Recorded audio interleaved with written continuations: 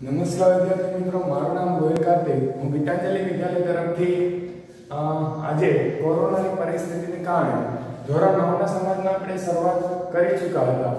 પહેલા એકમની વાત આપણે કરીએ છીએ, જેનું નામ છે ભારતમાં બ્રિટિશ સત્તાનો ઉદય. આજે આપણે એના ભાગ 2 વિશેની ચર્ચા કરવાની હતી. આપણે છેવટે શીખ્યા હતા કે ભારતીય અને ભારતમાં તો ખાસ કરીને જોઈએ તો આપણું જે ભારત છે એ સુખ સમૃદ્ધિ, વારસો અને આર્થિક સમૃદ્ધિ, સાંસ્કૃતિકતાને કારણે વિશ્વ પ્રસિદ્ધ આજે અજોડ સ્થાન ધરાવતું હતું. એટલે ઘણી બધી પ્રજાઓ આપણા ભારતમાંથી વેપાર કરવાની ઈચ્છા રાખતી હતી. ખાસ કરીને આપણે એ પણ જોયું હતું કે આપણા મરી મસાલા, તેજાના ગળી, રવિ અને આ બધી વસ્તુઓ, ચીજ વસ્તુઓ, જે જીવન જરૂરી ચીજ વસ્તુઓ હતી, તમામ ચીજ વસ્તુઓ યુરોપના લોકોને અહીંથી નિકાસ કરવામાં આવતી હતી. એટલે આપણને અહીંયાથી જ ખબર પડે કે ભારત ખરેખર પોતાની આર્થિક સમૃદ્ધિથી કેટલો બધો અવગત હશે અને કેટલી બધી પ્રગતિના કારણે આજે બહારની વિદેશી પ્રજા આજે અહીંયા આવી હશે. શરૂઆત આપણે કરી હતી કે તર્કિસ્તાનમાં જે કઝાકિસ્તાન હતું, કોન્સ્ટેન્ટિનોપલ હતું, એ કોન્સ્ટેન્ટિનોપલ તુર્કી લોકોએ જીતી લીધો. યુરોપના લોકોને આવવાનો જામીન માર્ગ બંધ થઈ ગયો. યુરોપના લોકોને લાગ્યું કે ગમે તેમ કરીને આ જળમાર્ગ તો શોધવો જ પડશે. એટલે પ્રિન્સ હેનરી ની પ્રેરણાથી એક વ્યક્તિ આજે સાહસિક વ્યક્તિ આજે ગોતવા નીકળે છે. સાથે સાથે સ્પેનના રાજા કોલંબસની મદદથી સ્પેનના રાજાએ ક્રિસ્ટોફર કોલંબસને કહ્યું કે તું જા અને ગમે તેમ કરીને ભારતનો જળમાર્ગ શોધી કાઢ, જેથી આપણે અહીંથી વસ્તુઓ આયાત કરી શકીએ. તો એ પણ પાછો પડે છે. પછી આવે છે પોર્ટુગલથી વાસ્કો દ ગામા, જેણે 1498 માં ભારત આવવા તરફનો જળમાર્ગ શોધી પાડ્યો હતો. એ ડાયરેક્ટ રાજા જામોરિન પાસે જાય છે. જામોરિન એને વેપાર કરવા માટેની પરવાનગી આપે છે અને પોર્ટુગલના લોકો ભારતમાં વેપાર કરવા આવ્યા. સાથે સાથે ડેનમાર્ક કે ડેનિશ પ્રજાએ, ડચ પ્રજાએ, આ બધા લોકો ભારતમાં વેપાર કરવા આવ્યા. એટલે ઇંગ્લેન્ડની રાણી એલિઝાબેથને પણ એવું થયું કે લાવ હું પણ ભારત જઈને વેપાર કરું. તો કપ્તાન છે એનો વાહન લઈને આવે છે અને હોકિંગ્સ ને આપણા રાજા ના પાડે છે. એટલે એ પાછો જાય છે. વળી પાછો બીજો કપ્તાન આવે છે અને એ આપણા રાજા પાસે નહીં પણ બાદશાહ જહાંગીર પાસે જાય છે અને એને પરવાનગી કરવાની વેપારી અથવા વેપાર કરવાની પરવાનગી આપી હતી. એટલે ત્યાંથી ઈસ્ટ ઇન્ડિયા કંપનીની ઈસવીસન 1600 માં સ્થાપના થઈ અને ઘણા બધા પ્રદેશ એને પોતાના હસ્તક કરી લીધા. સાથે સાથે ફ્રેન્ચ ઈસ્ટ ઇન્ડિયા કંપની આવી. તો ઈસ્ટ ઇન્ડિયા કંપની અને ફ્રેન્ચ કંપની આ બંને વચ્ચે ઘર્ષણ યુદ્ધ થયું. બંને મહાસત્તાઓ હતી અને ભારતમાં ગમે તે એક જ વ્યક્તિ કે એક જ જણ આજે પોતાનો વ્યવસાય કરી શકે, વેપાર કરી શકે એ પરિસ્થિતિ હતી. એટલા માટે થઈને બંને વચ્ચે મહા ઘમાસાણ યુદ્ધ થાય છે અને એમાં ઈસ્ટ ઇન્ડિયા કંપનીનો વિજય થાય છે. અમુક ક્ષેત્રો જે ભારતના હતા એ ફ્રેન્ચ ઈસ્ટ ઇન્ડિયા કંપની પાસે રહે છે, બાકીના બધા ઈસ્ટ ઇન્ડિયા કંપની પાસે રહે છે અને ડચ ડેનિશ નામની પ્રજા હંમેશ માટે છૂટી જાય છે. આટલી ચર્ચા આજે આપણે આ પાઠમાં કરી હતી. હવે વાત કરવાની છે પ્લાસીના યુદ્ધની, કે પ્લાસીનું યુદ્ધ શું હતી આમાં બાબત. તો આપણો શરૂઆત પ્લાસીના યુદ્ધમાંથી એવી રીતે થાય છે કે બંગાળ જે છે આપણું પશ્ચિમ બંગાળ, એમાં સિરાજ ઉદ દૌલાનું શાસન હતું. કોનું શાસન હતું? સિરાજ ઉદ દૌલા. બંગાળમાં સિરાજ ઉદ દૌલા એનો નવાબ હતો. ત્યાં તેનું શાસન હતું. આપણા ભારતના બંગાળમાં નવાબ સિરાજ ઉદ દૌલા શાસન કરતો હતો. પરંતુ એનો સ્વભાવ છે થોડો ઉતાવળિયો હતો. એટલે ગમે ત્યારે ગમે તે બોલી નાખતો, એને ભાન નહોતું રહેતું. એટલે ઉતાવળિયા સ્વભાવને કારણે રાજ્યના તેના કેટલાક પોતાના રાજ્યમાં તેના વિરોધીઓ પેદા થયા હતા. અને આ સમયમાં બ્રિટિશ ઈસ્ટ ઇન્ડિયા કંપનીએ નવાબની પરવાનગી લીધા વિના કોલકાતામાં રક્ષણના બહાને કોઠી ફરતે આજે કિલ્લાબંધી કરીને, કેમ કે એ સમય નવાબ હતો પરંતુ નવાબની પરવાનગી લીધા વગર શું કહે છે કે પરવાનગી લીધા વગર કોઠી સ્થાપી દીધી। કોણે? તો કે બ્રિટિશ ઈસ્ટ ઇન્ડિયા કંપનીએ કિલ્લા ફરતે કોઠીને સ્થાપી દીધી છે અને ત્યારે આજે નવાબ સિરાજઉદ્દૌલાએ કોઠી બંધી જે કિલ્લા ફરતેને કોઠી સ્થાપી હતી એને તોડી પાડી અને આ સમાચાર છેક મદ્રાસ ગયા રોબર્ટ ક્લાઇને કે કોલકાતામાં કોઠીને સહાય કરવા રોબર્ટ ક્લાઇન નામનો જે આગેવાની હતી એની નીચેની ચેનીથી બંગાળ આખું સૈન્ય આવ્યું કેમ કે બ્રિટિશ ઈસ્ટ ઇન્ડિયાને ખ્યાલ આવ્યો કે કિલ્લા ફરતે જે આપણે કોઠી સ્થાપી છે એ જે આપણો નવાબ છે એ નવાબ તોડવા માંડ્યો છે તો ગમે તેમ કરીને આજે એને રક્ષણ આપણે કરવું પડશે। તો અંગ્રેજો એટલા બધા હતા નહીં એટલે રક્ષણ કરવા માટે એમની પાસે કોઈ બીજો વિકલ્પ નહોતો એટલે રોબર્ટ ક્લાઇવ જે ચૈનીમાં શાસન કરતો હતો એને પત્ર મોકલવામાં આવ્યો કે તમે ગમે તેમ કરીને એક નાનું સૈન્ય છે એ અહીંયા મોકલો જેથી અમે નવાબ સાથે યુદ્ધ કરી શકીએ। એટલે ઈસ્ટ ઇન્ડિયા કંપનીનું જે શક્તિશાળી હોવા છતાં આજે નાનકડું સૈન્ય પરાજય આપવાનું સરળ ન લાગતા રોબર્ટ ક્લાઇવે દગાખોરીનો આશરો લીધો કેમ કે ઈસ્ટ ઇન્ડિયા કંપની આપણને ખબર હતી કે આટલી બધી શક્તિશાળી છે આટલી બધી શક્તિશાળી હોવા છતાં પણ આજે નવાબને ઈસ્ટ ઇન્ડિયા કંપની હાર આપી શકી નહીં એટલે એને એમ થયું કે ગમે તે થાય ગમે તેમ કરીને આજે અને નવાબ જે છે બંગાળનો એ નવાબને હાર તો આપવી જ પડશે અને એના કારણે આજે એને દગાખોરનું આ પદ છે એને ઉપાડ્યું। શું કામ કર્યું? એને દગો આપવાનું વિચાર્યું એટલે કે દગાખોરી વિચાર્યું। તમે આઠમામાં શીખી જ ચૂક્યા છો એટલે આના વિશે જાજી ચર્ચા નથી કરતો। દગાખોરીનું બહાનું કર્યું એને એટલે પ્લાસીના યુદ્ધમાં આ મોટું એક મહત્વનું પાસું કેમ કે એ સમયના જે આપણે નવાબ હતા ખૂબ જ શક્તિશાળી હતા બ્રિટિશ કંપનીને હંફાવી દીધી એટલે રોબર્ટ ક્લાઇને લાગ્યું આની સામે સામસામું યુદ્ધ કરવા જશું તો આપણે હારી જશું એટલા માટે થઈને એને શું કર્યું તો કે દગાખોરી અપનાવી અને દગાખોરીમાં નવાબને પરાજય આપવા એને ષડયંત્ર ઘડી કાઢ્યું અને મીર જાફરને એનો જે સેનાપતિ હતો એ સેનાપતિ મીર જાફરને શેઠ અમીચંદને કાવતરામાં સામેલ કર્યા અને કંપનીના નવાબને કણરગત કરે છે એવા બહાના નીચે પ્લાસી નામના ગામ પાસે મેદાનમાં જે યુદ્ધ જાહેર કર્યું। જો બે જણાને દગાખોરીમાં એ સામેલ કર્યા હતા એક તો એનો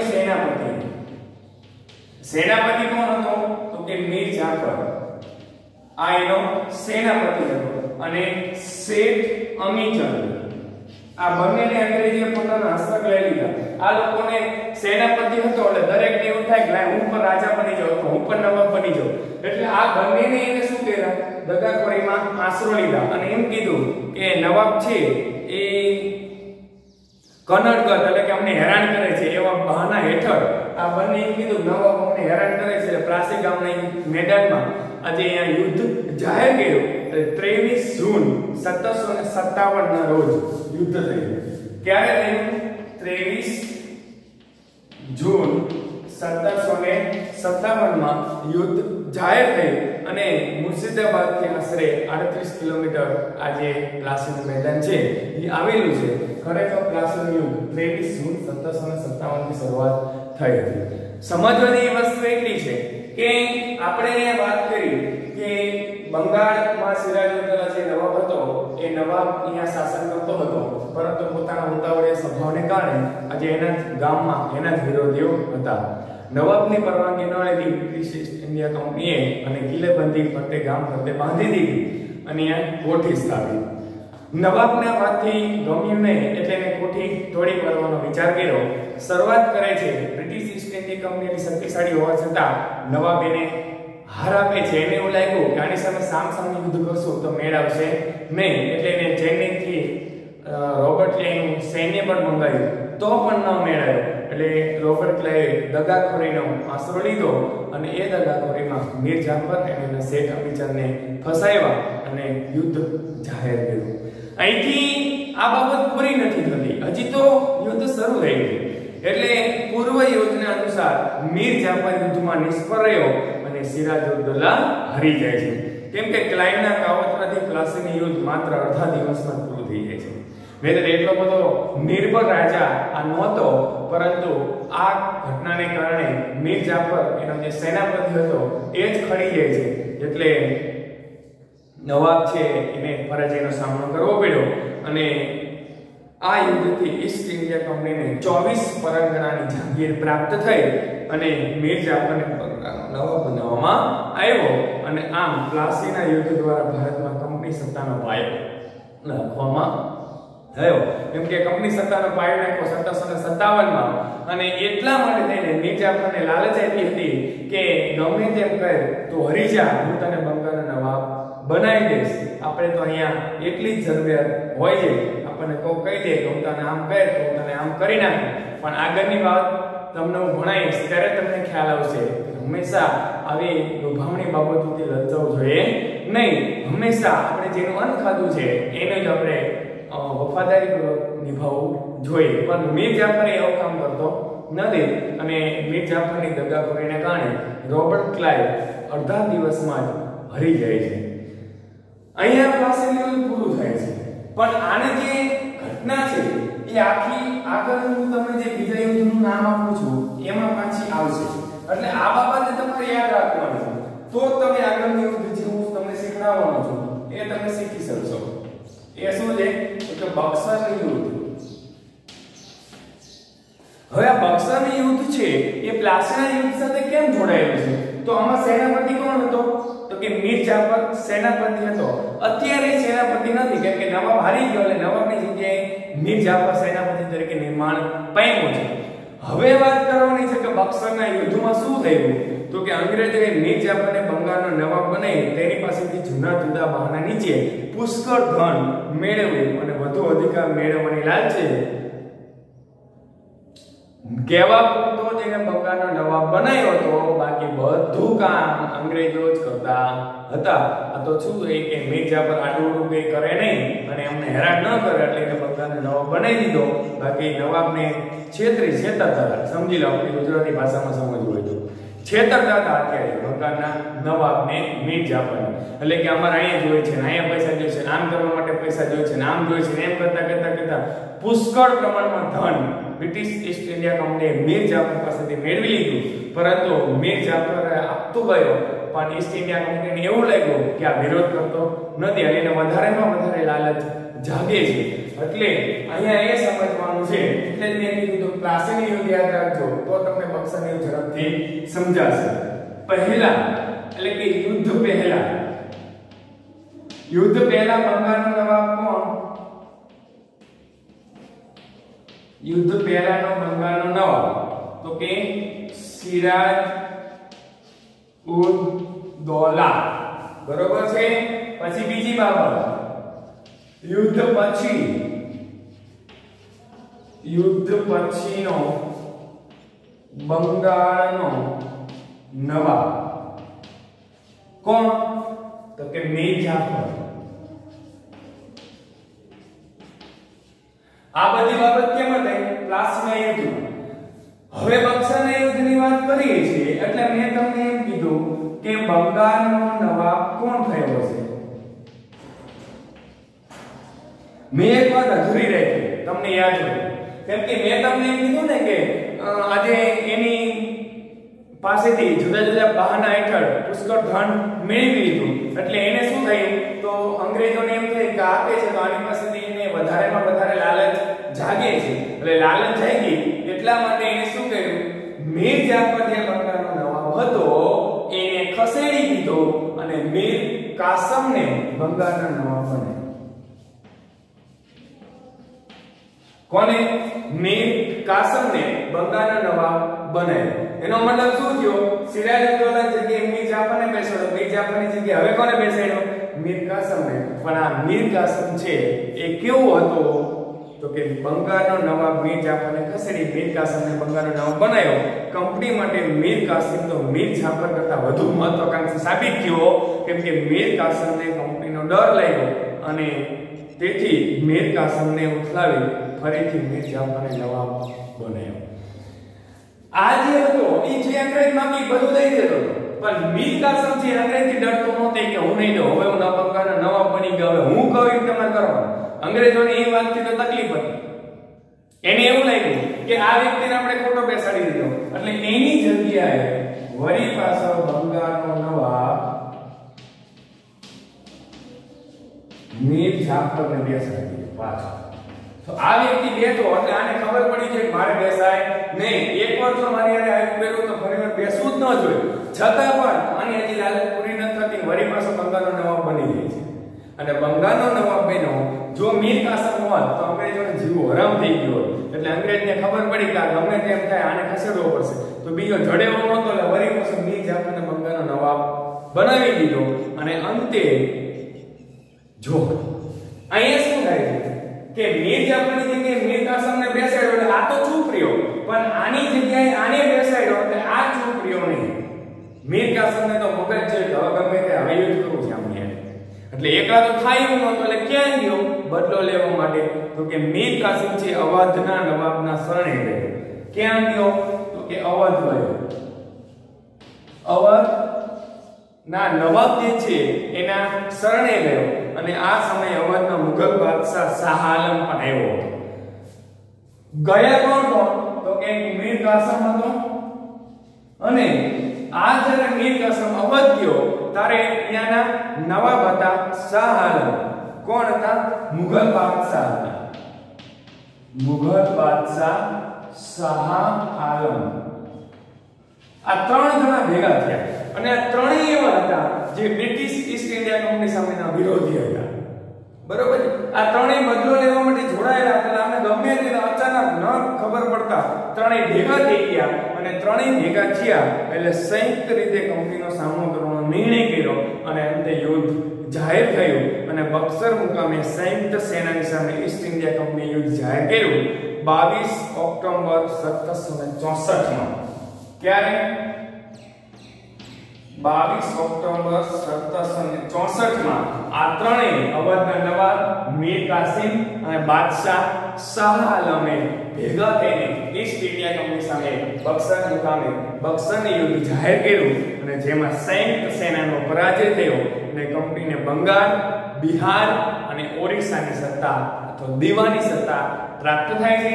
આ ત્રણેય બ્રિટિશ ઈસ્ટ ઇન્ડિયા કંપની સામે હારી જાય છે અને બ્રિટિશને બંગાળ, ઓરિસ્સા અને બિહાર આ ત્રણેયની દીવાની સત્તા પ્રાપ્ત થાય છે.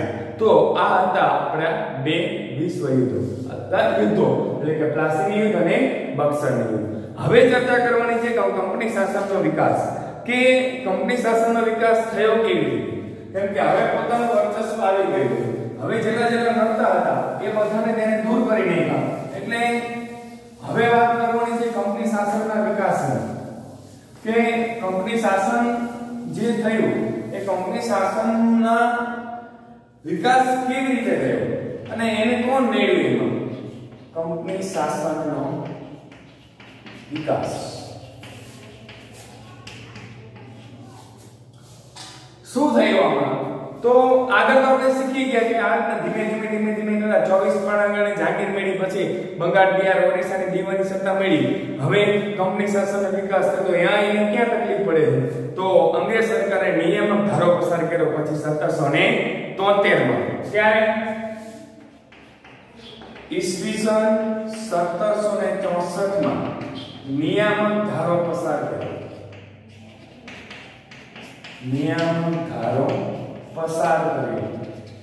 બરાબર છે? અને પછી આજે જે કાયદા પ્રમાણે બંગાળના ગવર્નર જનરલ બનાવી, બંગાળના ગવર્નરને ગવર્નર જનરલ બનાવી કંપનીના વેપારી અને રાજકીય હિતો તથા પ્રવૃત્તિઓ તેના સીધા અંકુશ નીચે મૂકવામાં આવ્યા અને તેના નીચે મુંબઈ મદ્રાસના ગવર્નર અને તેની કાઉન્સિલને પણ મૂકવામાં આવી. કેમ કે હવે બધી સત્તા પોતાના અંગ્રેજોના હાથમાં હતી એટલે બંગાળના જે નવાબો હતા એને ખસેડીને આજે ગવર્નર જનરલની નિયુક્તિ કરવામાં આવી, એને એક કાઉન્સિલ બેઠાડવામાં આવી અને આ રીતે વોરેન હેસ્ટિંગ જે હતો એ આપણે ભારતનો પ્રથમ ગવર્નર જનરલ તરીકે મૂક્યો.